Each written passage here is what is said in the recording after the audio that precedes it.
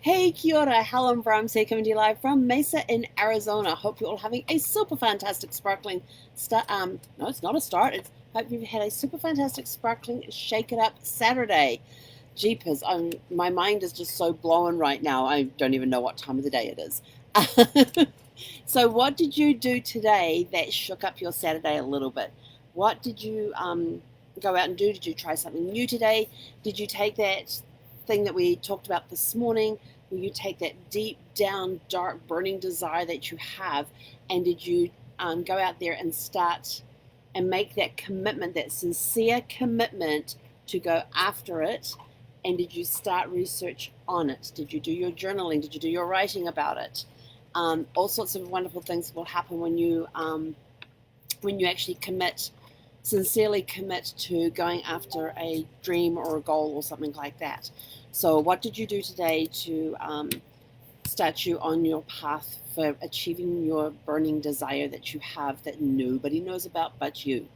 We like to shake things up a little bit. So my day got shaken up a little bit as well because we had our mastermind group today. It is phenomenal, the different tools and stuff that are out there to help us do what we need to do.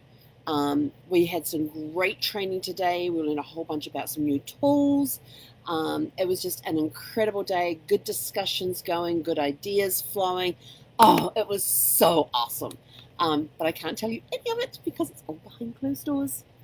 If you're not a member of the group, then you don't get to find out. I'm sorry. But you get to hear how super fantastic and sparkling it was and how my mind's gone a little... and then after that, so that was really good. Got some great ideas, got a lot of stuff written down. Just about to go take Ziffy for an evening walk. I've got dog hair in my mouth again. Ziffy, you and your dog hair. But I did start because I finished watching Genealogy Roadshow, so and I really, really like that show. And they only made 18 episodes of it, so that kind of, and they just had little short bits and stuff. So like, but the last couple of days, I've been watching a TV series called Origins, and it's set in this little village in France. So it's all in French, which I don't speak. Thankfully, they have subtitles. Unfortunately, with me, I have to be in the right mood, the right alertness in order to concentrate on the storyline and read the subtitles. And so watching the scene that's happening and reading the subtitles. But it's a really cool series. It's called Origins, and it's about this little police department, this department in this village in France. And the police chief brought in a very dear friend of his who happens to be a genealogist. And she helps the captain, who must be the detective captain, I guess he is, because everybody keeps calling him captain, that's all I know. But he's the one that's out there solving the mysteries and everything else. And she, as a genealogist, helps assist him in solving different mysteries that come up. That could be from a theft to murder, mainly murder that they do. But she helps make those connections. And some of the stories are quite interwoven with things. And how it's interesting how she takes her genealogy knowledge, and you see her doing some of the research. You don't see her doing the full research and everything, but you get to see some of the workings behind it, about how she uses her knowledge of history and her knowledge of genealogy to help put puzzle pieces together to help them find who the killer was, who the thief was, and that sort of thing, and solve these mysteries. So it's kind of a really cool series, but I'm only on to like episode 4 of season 1 I'm up to episode 6 of season 1 because it's the one I can watch only in a certain, when I'm in a certain mood, because of the subtitles. But French is something that I've always wanted to learn, so maybe this would be a good thing to say, if I want to watch it. And there's been a lot of other programs that I've wanted to watch to find out they're in French, and I'm also like, ugh. Like movies and things, and movies and all in subtitles, I find very hard to stay focused for that amount of time. But a TV series for 45 minutes, I can manage that. I can manage the concentration on that required to watch the scene, read the subtitles. But movies, no. But there's some really good movies and stuff out there that I've actually put on my watch list, gone to start watching them to find out that they're in French and there's subtitles, or they're in some other language, but most of the ones I want to see are French ones. And so I'm sort of like, oh. And it takes me back to my high school days when I was sort of like, I really wanted to learn French. But I filled up my elective credits, my elective classes, and there was no room for French to go in there because the elective classes I wanted to take were ones that interested me, that could help me later on in life and that sort of thing. And so French was something I wanted to learn back when I was in high school, and never got to do it and that sort of thing. So maybe I'll put that on my list of things to accomplish in my lifetime. Yeah, I think I'll go do that. There's a few things I want to do once I get settled in a permanent place, because right now I'm just here at this campground temporarily till January 1st, and then I'm not sure where I'm going after that. But have some time to figure that out, and I've got some other things that have to fall into place first before I can actually buy a place that I will be using during the winter months, and we will take it from there. But it's been a great shake it up day. Shaking it up with the mastermind, and the last story I saw on Origins, it was they just keep these people just kept crisscrossing throughout different times in history. There was, and did you know that birds? I learned this was one thing I learned on the episode I watched yesterday morning. There was this case that involved this. What was it? It's one of the birds that learns to talk very, very well. One of the parrots. It wasn't a cockatoo, but it does have the crown feathers that come up like a cockatoo does, about the same size. And it wasn't an African grey. But one of the things I learned from that program is that because these birds live such long lives, they can live up to 80 years, if you put a younger one with them, the older one will teach the younger one, and you can pass down this stuff from generation to generation to generation through these birds. Because this case actually started in 1773, and there was this treasure to be found, and there was this parchment written up with the code and everything on it, but the key to the code, the birds knew.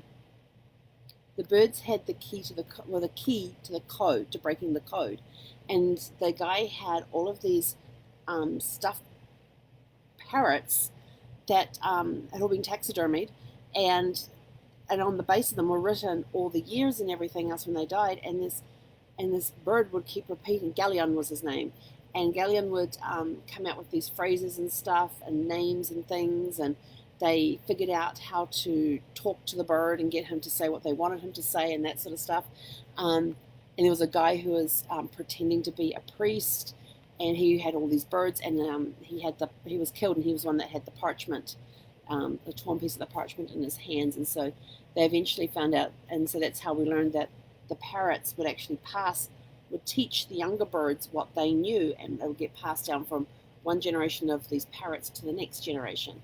So since 1773, this family had kept having the parrots, and they would have, when one died, they would go get it taxidermied and mounted on a little stand thing, but that bird had taught the next bird all the information it needed to know. And so I thought that was really cool.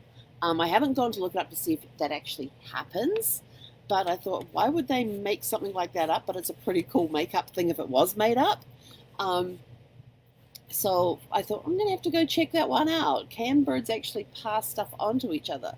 But I thought, well, why not? As humans, we can pass things on to each other, and traits and teaching each other. So why can't birds teach each other? They teach each other to get out of the nest and fly. Why can't they teach them? And if birds are hanging around other birds, especially when you've got birds that talk to each other, that can actually physically talk human words, or whatever words you give, whatever words you give them in whatever language. Why can they not teach each other those words and pass that knowledge on? It's just sort of like, I'm going to teach you all my vocabulary, I'm going to teach you my vocab. And so they teach them that vocab. So it's sort of like, it is when you think about it, it probably is quite possible. But I'm going to have to go check that one out.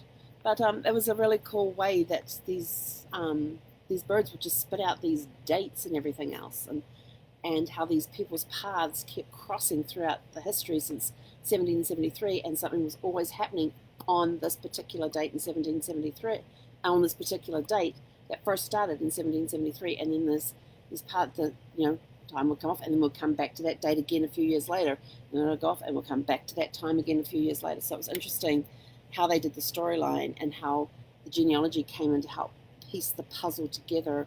And of course, she uses her research skills that she has as a genealogist to help research facts that not just relate to genealogy, but relate to stuff in history as well, because she does have an interest in history. And as a genealogist, you do have an interest in history because, we're looking at we go find dead people. I mean, basically that's what we're doing. We're looking for dead people. They're all in the history. We're connecting families with points in their past, with their ancestors at times and points in history. And you've got to know what was going on around that time, so that you can help people get an understanding of what life was like for their ancestors during that time. What was going on? What was the local climate, the local economic climate like? Were they in the middle of a famine? Were they in the middle of a war? Were they, like the Salem witch trials? Or you've got the different wars that have taken place over time. Or you've got the famines that have taken place as well. The disasters are like earthquakes and fires and tsunamis and all of that sort of thing. So what was going on around that time? Was there something that happened that was significant that affected the genealogy, being able to trace stuff through history and genealogy and things, so through the records and stuff. So anyway, that's it from me for now. Go enjoy the rest of your Shake It Up Saturday. My Wi-Fi over there is flashing at me like I need power, and I'm like, oh, totally forgot to plug it in. So before I lose my Wi-Fi signal, I am signing off. Have a super fantastic sparkling evening. We will catch you guys tomorrow for Serenity Sundays. Ekonera.